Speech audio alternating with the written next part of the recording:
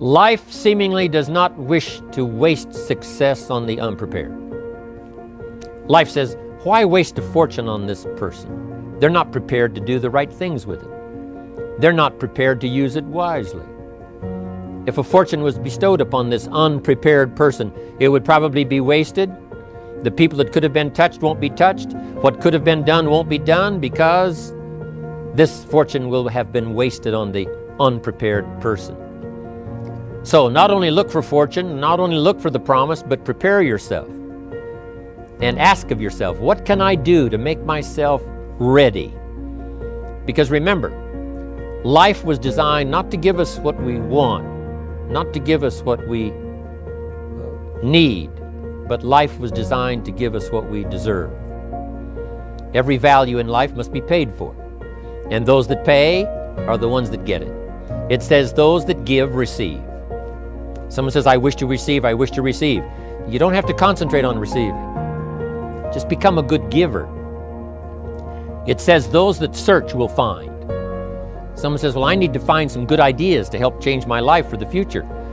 Then to find good ideas, that doesn't come because you need them, it comes because you search for them. If you want good ideas, you got to go after them. You got to go to the class, you got to go to the workshop, you got to go to the training, go to the book, right? You got to go to the journal, right? Go where good ideas are being taught, go searching, go looking, because good ideas are not going to be wasted on those that are not seeking, searching, well prepared. So, prepare yourself to be ready for fortune when it comes, to be ready for challenge when it comes, to be ready for opportunity when it comes.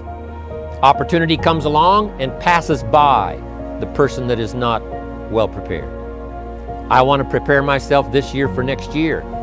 Yes, I wish to be effective this year, but I'm also thinking of ways, how could I be better? How could my ideas be more powerful? How could they be sharper, more clear?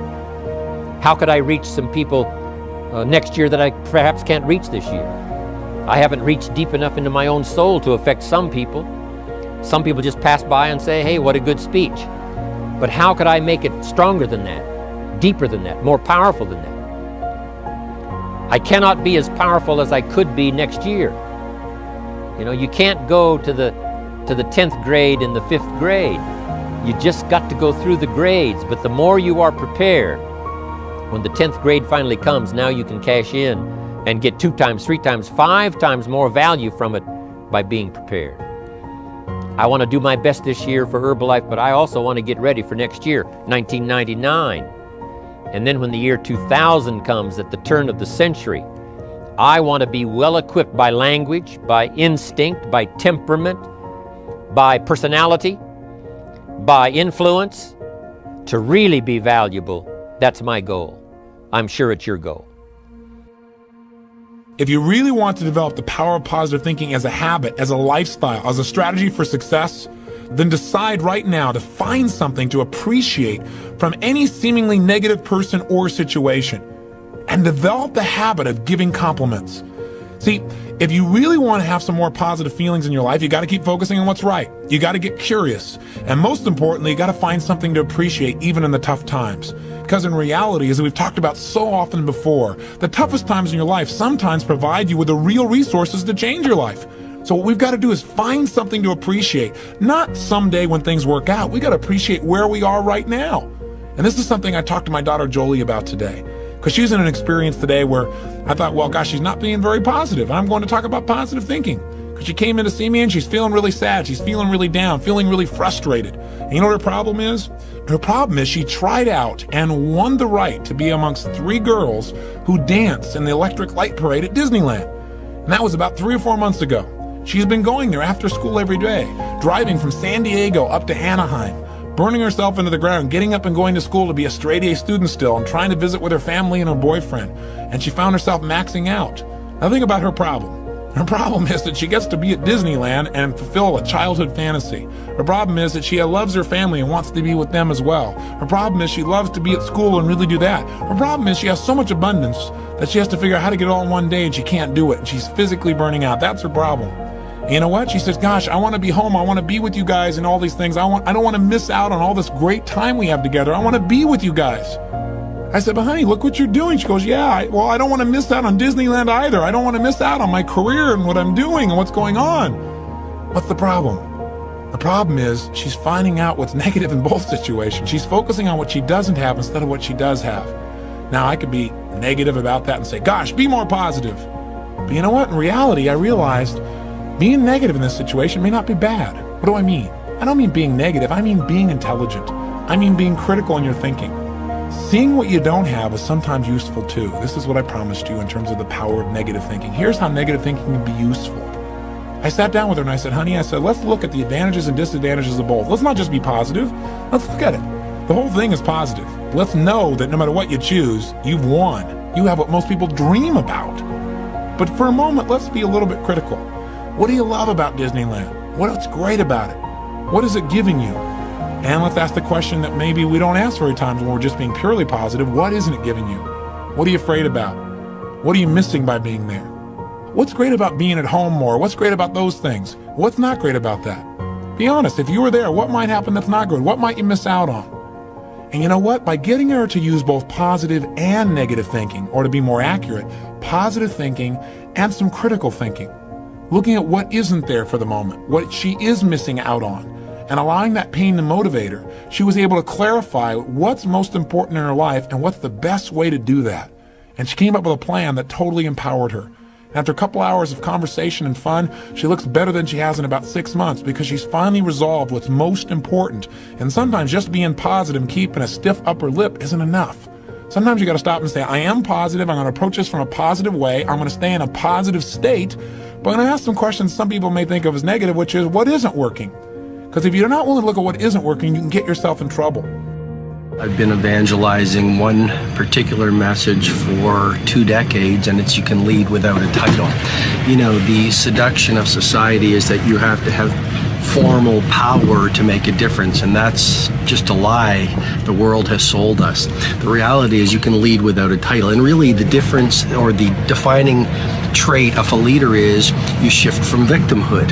See, victims love making excuses, and if you recite your excuses long enough, you actually think they're going to be true. I see it around the world, you know, people saying these things like, I don't have time to run, or I'm not good enough to be great at my work, or this would never work, or I don't live in the right country, or life is hard. And the more you recite those excuses, you think they're true. So let go of your excuses, start getting some results done, and over time, you're going to rise to your world class.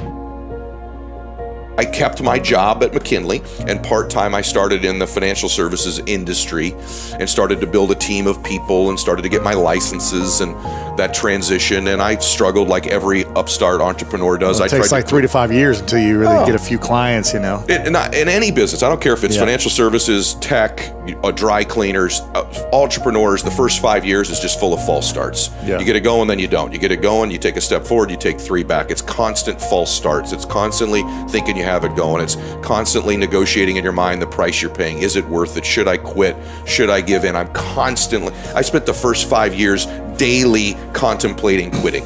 All the time. Even it's in not the good fun. time. It wasn't fun. And there's just a part of you, I think, in anything you're doing when you're struggling, is this really for me? Is this my destiny? Should I be doing this? And we misread failure from some sign. You know, is this a sign I shouldn't be doing it? You know, is this a sign I am, not cut out for this? Instead of looking for signs that you can win, right? And so I spent the first 5 years literally trying to find ways to quit, trying to find ways to get out, struggling. And I went broke. I lost a car. I had the water turned off in my place. I bought out my first house. I ended up having it foreclosed on eventually. So I'm not that house with the unicorns that you saw, right? Or my beach place. Like that's all the after. People don't realize that there were just years and years of grinding and struggling and worrying in the beginning. And then I made some mental changes and some shifts that altered my life then again. You can think about the world this way. You can think about it as your orderly little plan. That's a place, and you can think about it as the place that things that disrupt your plan comes from. That's another place. This is a bigger place than this, because there's an endless number of things that can disrupt your plan, and only a tiny number of them that can, that will help you work it out. So part of the question then too is like, are you the friend of your plan, or are you the friend of the thing that disrupts your plan? And I would say you should work to become the friend of the thing that disrupts your plan, because there's a lot of that. And then if you become the friend of the thing that disrupts your plan, then you start to develop strength in proportion to the disruptive force. And that's really what you want. You want to be able to implement your plan, obviously, but you want to be able to take on the consequences of error and learn from it. And then you win constantly, because even if something goes sideways, you think there's something to be derived from this. That's wisdom, fundamentally.